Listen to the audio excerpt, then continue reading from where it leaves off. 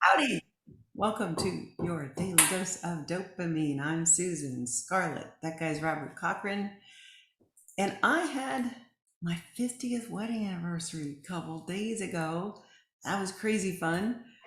Says a whole lot of great things. And we went out to dinner with another couple who we were very fond of. And the waiter asked a question that I was so glad to be asked. And I thought I would put it out there for the world because I think it's an important thing to think about, which was, what's the most important thing that you learned in these 50 years?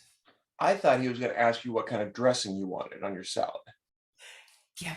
Also important, another daily dose. Okay. That's So too deep a dive. I'm sure way too complicated. what's the most Yeah. important thing you've learned in your 50 years? And you said, I said that I had learned that we are all individuals and that it's not fair for me to expect him to see the world through my lenses, and it's not fair for him to expect me to see the world through his lenses. And there's no right or wrong going on here, that there are differences that people have. 50 years have taught me that we're actually all different from each other, and that's okay. But that we have a responsibility to remember that and honor that and not get, too frazzled by differences that affect us. it fits in the conversations we've been having, I think, repeatedly about building from tolerance to acceptance to unconditional positive regard, right?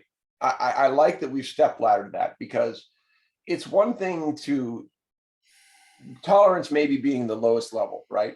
To say, fine, I can deal with it. Acceptance being like, okay, no, I'm all right with that. An unconditional positive regard to saying it's all good. And Robert, that last piece, I mean, that sounds like the pinnacle, but to me there's a component to it. I mean, based on my real experiences in real life, where in that it may not be all good. It may not be in my vision of what would be perfect for me, Right. what I want. So No, it's I get what you're saying. embracing the individual of each of us. That phrase, it's all good, can be misconstrued. And I think I understand what you're saying. I use it more of the hip hop term. Uh, it is, I mean, it's all good. It is what it is, right? It's acceptance at that level, at a Zen like level. Not it's all good, like yay, everything's Pollyanna, Okay. Okay. Okay. right? Okay.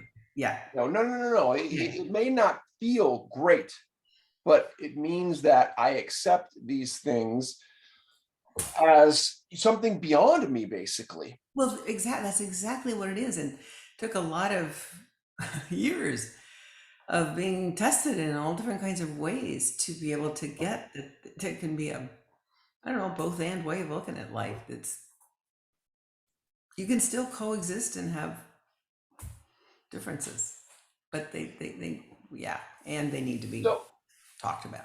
you sparked something there in my mind.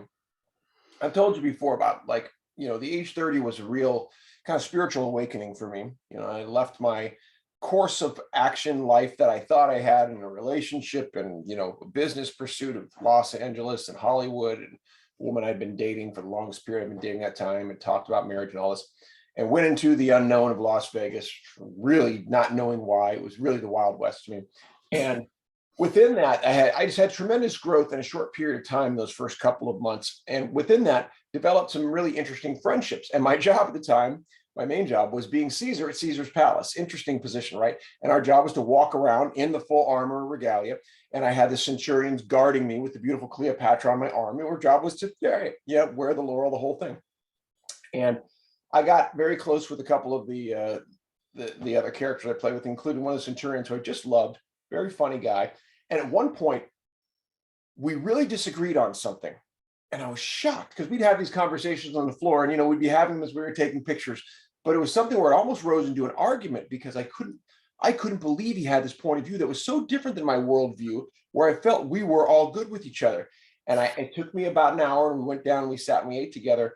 And I realized that, and I apologized to him. And I said, I need to accept that your view is different than mine on this very important thing to me. It doesn't change the nature of my love for you and our friendship. And and he got it, and there we were. We were all good. And you were all good. You didn't change your mind and move to his position, nor Neither did he. and that's exactly what I was talking about when I answered the waiter's question. That there can be a side by side parallel coexistence of different things, and it doesn't seem like that would work. Oil and water. It's not quite oil and water, but it can be that different. It Yes does. and no. And I'll close with this last thing because we were out of time, but just to say that what I learned about relationships that I like was the idea of, some people take them as lines, coexisting like an A frame, and there's always going to be conflict coming together like that, as opposed to an H frame. There's a connection in the middle, and yet you're going on your parallel paths, whatever they are. They're separate and equal and respectable, and they're connected. However, they are their own. may I tell you what Chip said to me? We're at time, so do it quick. Yeah, I will. It was this, instead of what you just did, it was this, that, there's a Tim and there was me, and he said, this is how I want to go through life. We're connected, but we're individuals. So is that the same as what you just said, or shall we talk about that? It is. Yeah. Peace out. Peace out.